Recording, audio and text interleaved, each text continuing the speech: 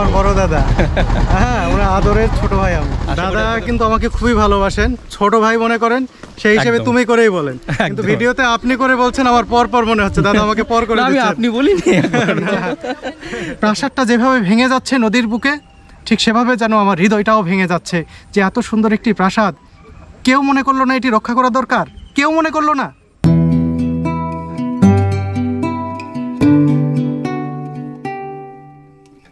মুর্শিদাবাদের ভাগীরথী নদী, যার আনাচে কানাচে প্রতিটা বাঁকে লুকিয়ে রয়েছে অসংখ্য ইতিহাস, আর দীর্ঘদিন ধরে সেই ইতিহাস তুলে ধরার চেষ্টা করেছি আপনাদের কাছে। সেদিন হঠাৎ একটা মেসেজ পেয়ে বেশ আনন্দই পেলাম। বাংলাদেশের জনপ্রিয় কন্টেন্ট ক্রিয়েটর সালাউদ্দিন সুমন আমাকে মেসেজ করেছেন, দাদা আমি আপনার সাথে হিরাঝিল প্রাসাদ দেখতে চাই, নবাব সিরাজউদ্দৌলার হিরাঝিল প্রাসাদ। এরপরেই শুরু হলো আমাদের ফোন আলাপ। বেশ আনন্দিতই হলাম, কারণ দীর্ঘদিন ধরে আপনাদেরও একটা ইচ্ছা ছিল বাংলাদেশের সালাউদ্দিন সুমন এবং মানুষ বাংলাকে আপনারা এক পর্দায় দেখতে চান, আর সেই ইচ্ছা যে এত সহজেই সম্পূর্ণ হয়ে যাবে সেটা আমি ভাবতে পারিনি। যাই হোক, সুমন ভাই এসে পড়লেন মুর্শিদাবাদে, আর সুমন ভাইকে নিয়ে বেরিয়ে পড়লাম আমরা খোশবাগের দিকে। হ্যাঁ, হিরাঝিল প্রাসাদ তো যাবই, কিন্তু তার আগে খোশবাগ তো যেতেই হবে, যেখানে শায়িত রয়েছেন নবাব সিরাজউদ্দৌলা। বন্ধুরা, আজকের ঘোরাটা সম্পূর্ণ অন্যরকম। আজকে ভারত আর বাংলাদেশ একসাথে ঘুরতে বেরিয়েছে। মানুষ বাংলা, সালাউদ্দিন সুমন। আপনারা বহুদিন ধরে চেয়েছিলেন যে সালাউদ্দিন সুমন এবং মানুষ বাংলাকে একসাথে এক পর্দায় দেখতে। ইতিহাসের নগরীতে এসেছি, সেটা তো ভালো লাগা আছেই, আর আপনার সঙ্গে দেখা হয়েছে, দেখা করব একটা যেন আমার স্বপ্ন পূরণ হয়ে গেছে। দাদার সাথে ইতিহাসের মানুষের সাথে ইতিহাসের নগরীতে ঘুরছি, এর চেয়ে ভালো লাগা আর কি হতে পারে।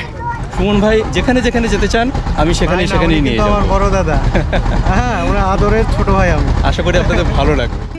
মুর্শিদাবাদের লালবাগ সদরঘাটে কিছুক্ষণ অপেক্ষা করার পরই ছেড়ে দিল আমাদের নৌকা। আমরা এগিয়ে চললাম ভাগীরথীর পশ্চিম পাড়ে, হ্যাঁ, যেখানে রয়েছে নবাব সিরাজউদ্দৌলা, যেখানে রয়েছে তার সমাধিক্ষেত্র খোশবাগ।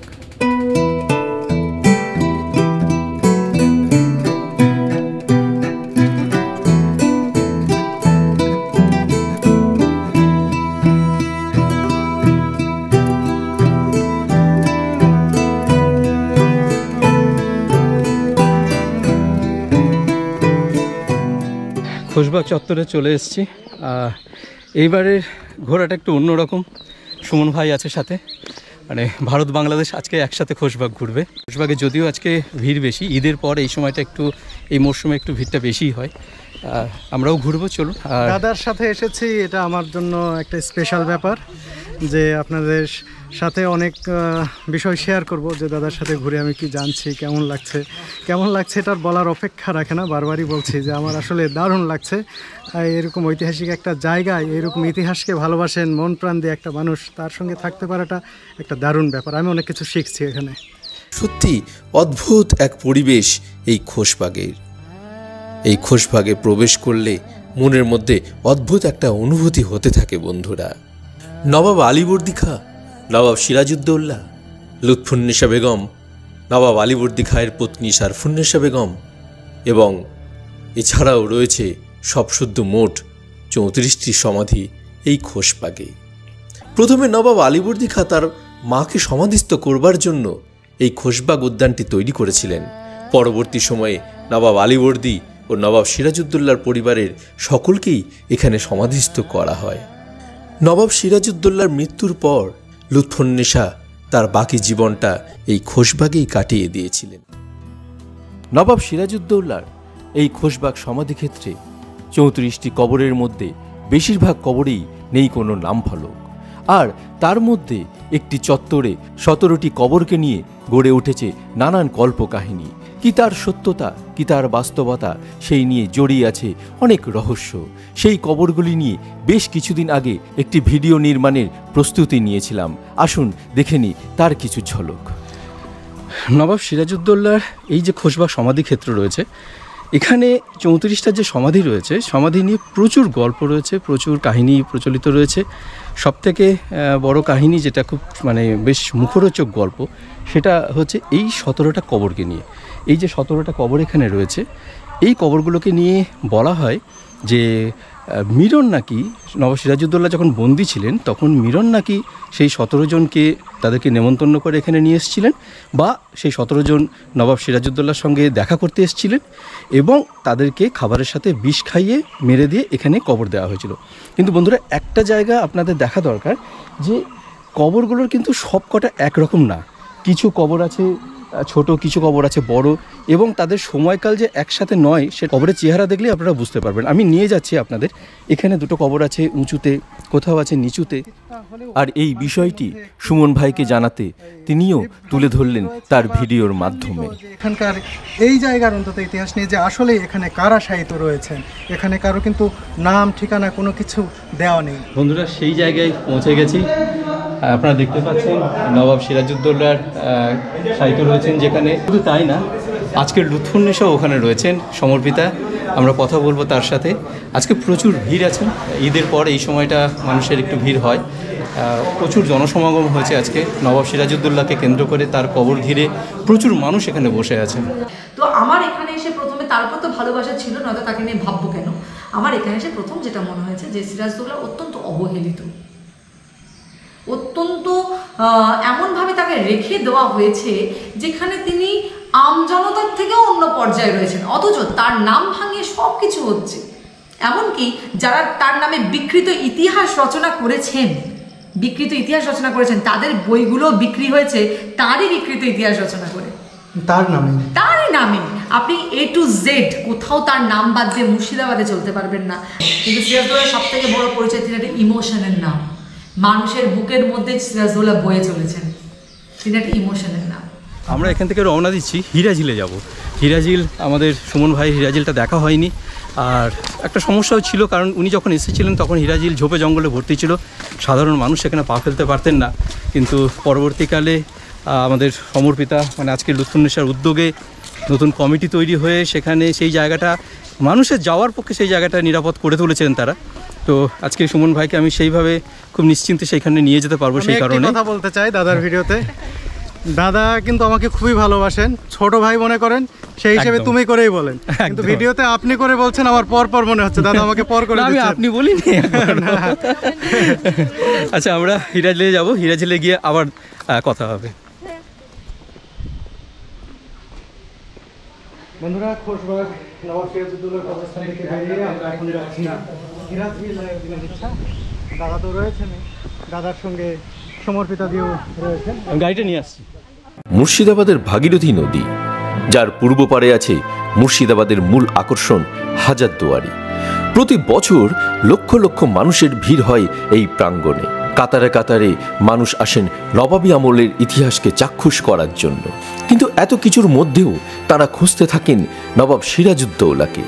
অনেকে আবার ভেবেও বসেন এই হাজারদুয়ারি হয়তো ছিল নবাব সিরাজউদ্দৌলার প্রাসাদ। অনেকে জানেনই না নবাব সিরাজউদ্দৌলার মৃত্যুর প্রায় ৮০ বছর পর নির্মিত হয়েছিল এই প্রাসাদ। তাহলে সিরাজউদ্দৌলার প্রাসাদ কোথায় গেল? প্রায় বছর ৩ আগের কথা, সালটা ছিল ২০১৯। ইতিহাস ঘাঁটতে ঘাঁটতে একদিন আবিষ্কার করলাম হাজারদুয়ারির অনতি দূরেই ভাগীরথীর পশ্চিম তীরে একসময় অবস্থিত ছিল নবাব সিরাজউদ্দৌলার নির্মিত মনসুরগঞ্জ প্যালেস বা হিরাঝিল প্রাসাদ। কালের নিয়মে সেই প্রাসাদ আজ ধ্বংসপ্রাপ্ত, কিন্তু কতটা ধ্বংসপ্রাপ্ত কিছুই কি নেই। তাই একদিন সকালে বেরিয়ে পড়লাম তার সেই প্রাসাদ খুঁজতে শুরু করলাম নবাব সিরাজউদ্দৌলার সাধের হিরাঝিল প্রাসাদকে। রোশনীবাগে নবাব সুজাউদ্দিনের সমাধি দেখে এক স্থানীয় বাসিন্দাকে সঙ্গে করে ভাগীরথী নদীর তীর বরাবর হাঁটতে শুরু করেছিলাম সেদিন হিরাঝিল প্রাসাদের সন্ধানে। বহু ঝোপঝাড় ঘেটেও সঠিকভাবে কিছু না পেয়ে মনটা বেশ হতাশই হয়েছিল সেদিন। এইভাবেই কেটে গেল অনেকটা সময়, কিন্তু মনের মধ্যে প্রাসাদ খোঁজার তীব্র বাসনাটা থেকেই গিয়েছিল। তাই ২০২১ সালে জানুয়ারি মাসের শীতের সময় আবার রওনা দিয়েছিলাম হিরাঝিল প্রাসাদের সন্ধানে। কিন্তু এবার পাশে পেলাম জিয়াগঞ্জের একজন শিক্ষক মহাশয় পরীক্ষিত বাবুকে। তিনিই আমাকে সঠিক দিশা দেখালেন। তাঁরই হাত ধরে আমি পৌঁছে গেলাম হিরাঝিল প্রাসাদের সঠিক ঠিকানায়। ঝোপঝাড় জঙ্গলের মধ্যে আবিষ্কার করলাম নবাব সিরাজউদ্দৌলার হিরাঝিল প্রাসাদ। আপনারা দেখছেন এই যে হিরাঝিল প্রাসাদ, নবাব সিরাজউদ্দৌলার হিরাঝিল প্রাসাদ। সেই প্রাসাদকে আমি স্পর্শ করে বলছি, এই ছিল নবাব সিরাজউদ্দৌলার হিরাঝিল প্রাসাদ। আজকে দেখুন তার শুধু ভিতটুকুই রয়েছে, দেওয়াল ছাদ আর কিছু নেই। অর্ধেকটা চলে গেছে ভাগীরথীর গর্ভে, হীরাঝিলও চলে গেছে ভাগীরথীর গর্ভে, শুধুমাত্র পড়ে রয়েছে এই ভিতের অংশটুকু। এর মাঝে ঘটে গেল এক অঘটন।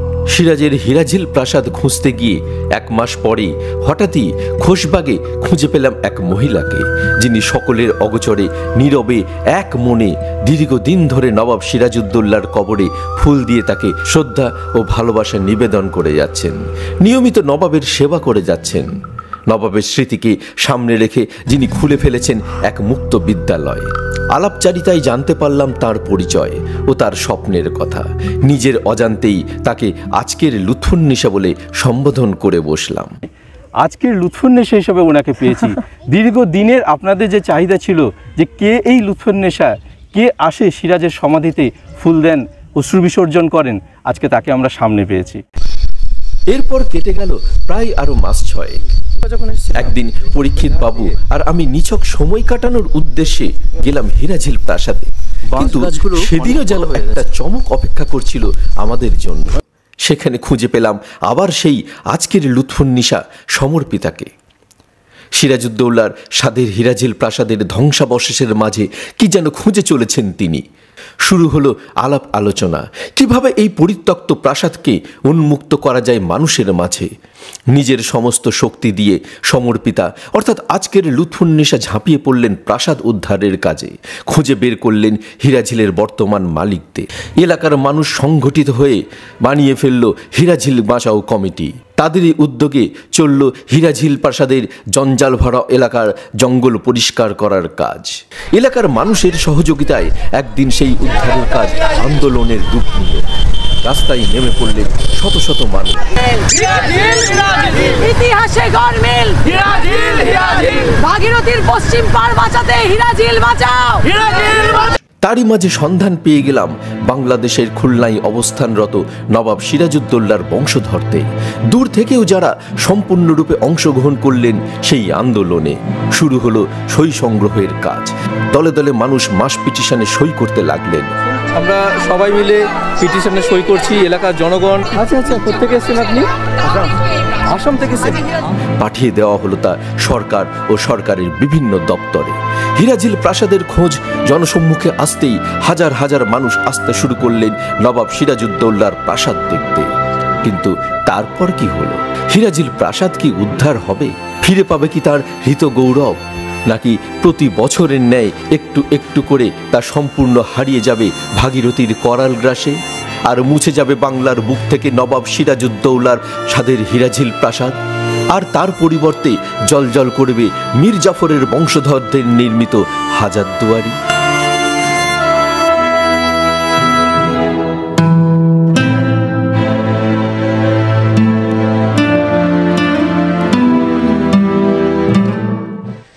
বন্ধুরা, চলে এসেছি হীরাঝিল প্রাসাদে।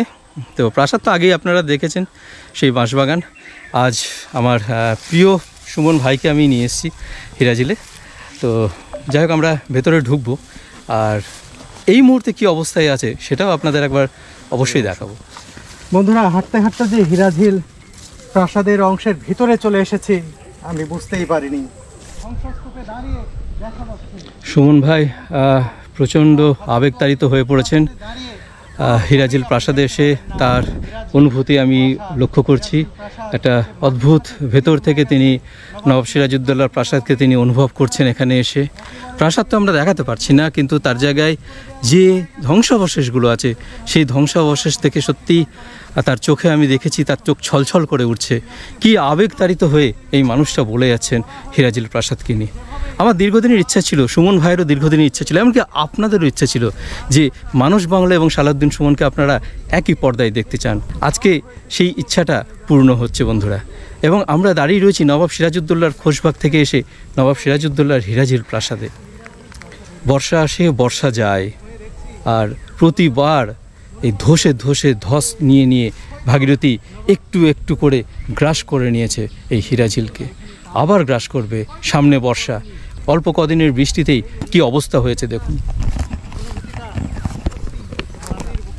এই যে আমরা যেখানে দাঁড়িয়ে রয়েছি, আমি দাঁড়িয়ে রয়েছি, তারপরে দাদা দাঁড়িয়ে রয়েছেন, মানুষদা, আমরা কিন্তু প্রাসাদের যে ভেঙে পড়া অংশ সেই অংশের উপরেই দাঁড়িয়ে রয়েছি। তো বড় একটি প্রাসাদ, এত বড় প্রাসাদ একেবারে নাই হয়ে যাচ্ছে, নাই হয়ে গেছে, কিন্তু যে সামান্য অংশটুকু টিকে রয়েছে সেটিও আর থাকছে না। ওই যে ওইগুলো দেখেন না, নিচে ফাঁকা হয়ে গেছে। ওই যে খেজুর গাছটা ঝুলছে নিচে ফাঁকা হয়ে গেছে, নিচে ফাঁকা, ওটা কিন্তু প্রাসাদের ওটা প্রাসাদের অংশ, ভিত্তি ওটা। সাবধান, কিন্তু এখন মাটি নরম আছে, বৃষ্টি হচ্ছে তো। হিরাজিল প্রাসাদের ধ্বংসাবশেষেই দাঁড়িয়ে রয়েছি, আর সাথে আছে আমাদের সুমন ভাই। তো সুমন ভাই, একটা তোমার আমরা দেখতে পাচ্ছি তোমার বাঁ দিকে ভাগীরথী বয়ে চলেছে, আর ডান দিকেই রয়েছে নবাব সিরাজউদ্দৌলার হিরাজিল প্রাসাদ, স্বাদের হিরাজিল প্রাসাদ। তার একটা খুব স্বপ্নের প্রাসাদ ছিল এই প্রাসাদটা। তো অনুভূতিটা আমি শুনতে চাইছি। আসলে এখন যেখানে দাঁড়িয়ে রয়েছি, মনে মনে ভাবছি এখানে হয়তো কোনো দিন নবাব সিরাজউদ্দৌলা দাঁড়িয়েছিলেন, হয়তো এখানে হেঁটেছেন, তার পরিবারের মানুষজন হেঁটেছেন। আর এখানে নবাব সিরাজউদ্দৌলা বলতেই বোঝায় বাংলা, বিহার ও উড়িষ্যা। চিন্তা করুন এর বিশালতা। সেই নবাবের প্যালেস যে কত সুন্দর ছিল আমি তো চোখে দেখিনি, বুঝতে পারছি না, কিন্তু কল্পনা করছি যে কেমন ছিল। আর এই ধ্বংসস্তূপ এবং এই ধ্বংসস্তূপের মধ্যেও যে এর কাঠামোগত যে একটি নিদর্শন আমি দেখতে পাচ্ছি, তাতেই উপলব্ধি করতে পারছি যে এটি সেই সময়ের কত দৃষ্টিনন্দন, কত বড় এবং কত সুন্দর একটি প্রাসাদ ছিল। সেই প্রাসাদ কালের বিবর্তনে হারিয়ে যাচ্ছে, ভেঙে যাচ্ছে, ক্ষয়ে যাচ্ছে, কিন্তু এই প্রাসাদ টিকে থাকছে না। এখানে আসার দুই ধরনের অনুভূতি আমার মধ্যে কাজ করছে। এখানে আসতে পেরেছি, এরকম একটা ভালো লাগা কাজ করছে ভীষণ, যে নবাব সিরাজউদ্দৌলার হিরাঝিল প্রাসাদে আমি যাব। সেই মানুষদের সঙ্গে আমি এখানে এসেছি, সেই ইট অন্তত ছুঁয়ে দেখতে পাচ্ছি, সেই বিল্ডিং আমি দেখতে পাচ্ছি না, সেই হিরাঝিল প্রাসাদ দেখতে পাচ্ছি না, কিন্তু এখানকার যে এই যে দেখুন এখানে যে ইটগুলো রয়েছে, সেই ইটটা অন্তত যে আমি টাচ করে যেতে পারছি, এটা আমার কাছে অনেক বড় ব্যাপার। সেদিক থেকে এক ধরনের ধরুন যে আমার ভালো লাগছে, কিন্তু আরেক দিক থেকে খারাপ লাগছে, হৃদয়টা ভেঙে যাচ্ছে। এই যে প্রাসাদটা যেভাবে ভেঙে যাচ্ছে নদীর বুকে, ঠিক সেভাবে যেন আমার হৃদয়টাও ভেঙে যাচ্ছে, যে এত সুন্দর একটি প্রাসাদ কেউ মনে করলো না এটি রক্ষা করা দরকার, কেউ মনে করলো না।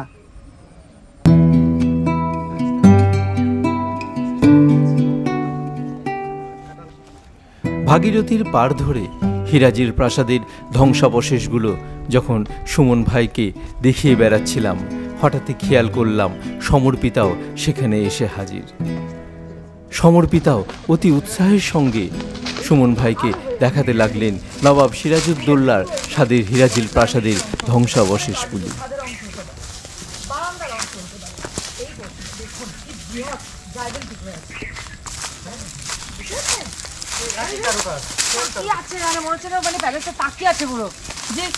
অসহায়ের মতো তাকিয়ে আছে সিরাজউদ্দৌলার স্মৃতি বুকে নিয়ে।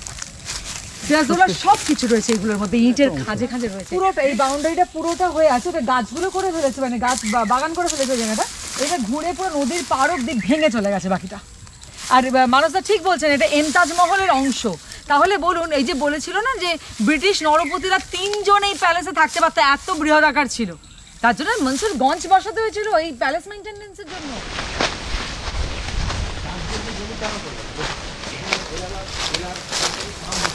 হিরাঝিল নতুন করে সেজে উঠবে, তাই 23শে জুনের আগে হিরাঝিলে যে জায়গায় যে শহীদ মিনারটা করার চেষ্টা করা হচ্ছে, সেই জায়গাটা বা শহীদ বেদি করার পরিকল্পনা হচ্ছে। এর আগে একটা জায়গা আপনাদের দেখিয়েছিলাম, তো উজ্জ্বল ভাই জায়গাটার কিছুটা পরিবর্তন হয়েছে, সেই জায়গায় আমাদের নিয়ে যাচ্ছেন। একদম ঠিক লোকেশানে আমরা আপনাদের দেখাতে পারবো যে শহীদ বেদিটা কোথায় নির্মাণ হবে। হ্যাঁ হ্যাঁ, কি বলুন। এই বাড়িটা আমাদের বাড়ি ছিল, এটা মাটির বাড়ি ছিল। হ্যাঁ, এই জায়গাটা ঠিক এই জায়গাটা যে উঁচু করা আছে, এই জায়গাটা আমার জন্ম হয়েছে।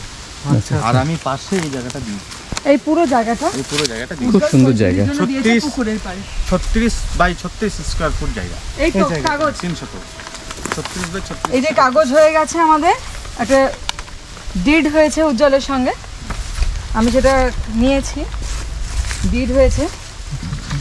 এই যে এখানে লেখা আছে ওনার উজ্জ্বলের মায়ের নাম সবিতা সরকার, মৃত হরেন্দ্রনাথ সরকার উজ্জ্বলের বাবার নাম, উজ্জ্বল সরকার, নিখিল সরকার। গ্রহিতা আমার নাম লেখা আছে, আমার অ্যাড্রেস, বিষয় হচ্ছে নবাব সিরাজদৌল্লা এবং পলাশির যুদ্ধের শহীদদের শ্রদ্ধা নিবেদনের জন্য আমাদের অর্থাৎ সবিতা সরকার, উজ্জ্বল সরকার এবং নিখিল সরকার 3 শতক জমি আমাদের মালিকানাতেই সমর্পিত দত্ত এবং তার সংস্থাকে আজীবন ব্যবহার করার অনুমতি দানের চুক্তিপত্র। মানে এইটা, এবং একটা পয়েন্ট এখানে যেটা আছে সেটা হচ্ছে যে যদি এই জায়গা সিরাজদৌল্লা এবং তার সংলগ্ন জিনিসের জন্য ব্যবহার করা না হয় সেই দিন এই চুক্তিপত্র ক্যান্সেল হয়ে যাবে।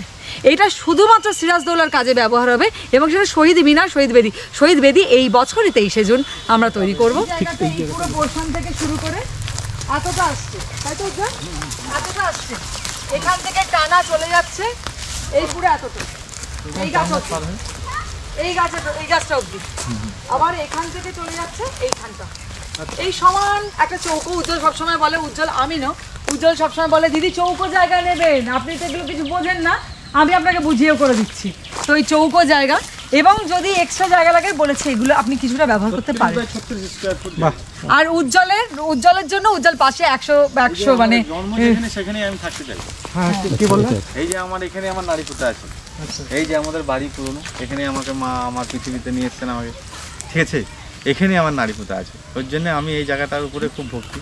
জীবনে কোনোদিন বেচবো এরকম মনে করিনি, কোনোদিনও বেচবো না। আমার 100 স্কোয়ার ফুট জায়গা আমার জন্য পার্সোনাল আজীবন থাকবে। বেশ কিছুক্ষণ আমরা হিরাজিল প্রাসাদে কাটালাম, মানে সত্যি একটা ভালো লাগলো। আর কিছুটা আপডেট আপনাদের দিতে পারলাম যে হিরাজিল প্রাসাদ নিয়ে কী ধরনের কাজ চলছে বা কিভাবে কোন এলাকাতে কি আমরা করতে চাইছি। 23শে আমাদের খুব সামনেই আসছে পলাশী দিবস। পলাশী দিবসের আগেই কিছুটা যদি করা যায় এই এলাকায়, সরকার যদি বর্ষা নামার আগেই যদি পাটটাকে বাঁধিয়ে দেন, অন্তত যেটুকু আছে সেটুকু সংরক্ষণ করা যাবে, নাহলে এটুকু আমাদের হারাতে হবে। যাই হোক বন্ধুরা, নবাব সিরাজউদ্দৌলার সমাধিক্ষেত্র খোশবাগ এবং তার সাধের হিরাজিল প্রাসাদ দেখে আমিও সুমন ভাই ফিরে চললাম বহরমপুরের উদ্দেশ্যে। ভিডিও কেমন লাগলো সেটা অবশ্যই কমেন্ট করে জানাবেন। আর চ্যানেলে যারা নতুন এসেছেন তারা চ্যানেলটি সাবস্ক্রাইব করে চ্যানেলের সঙ্গে থাকবেন, এটাই আশা রাখি। ভালো থাকবেন বন্ধুরা, ভালো থাকবেন সবাই।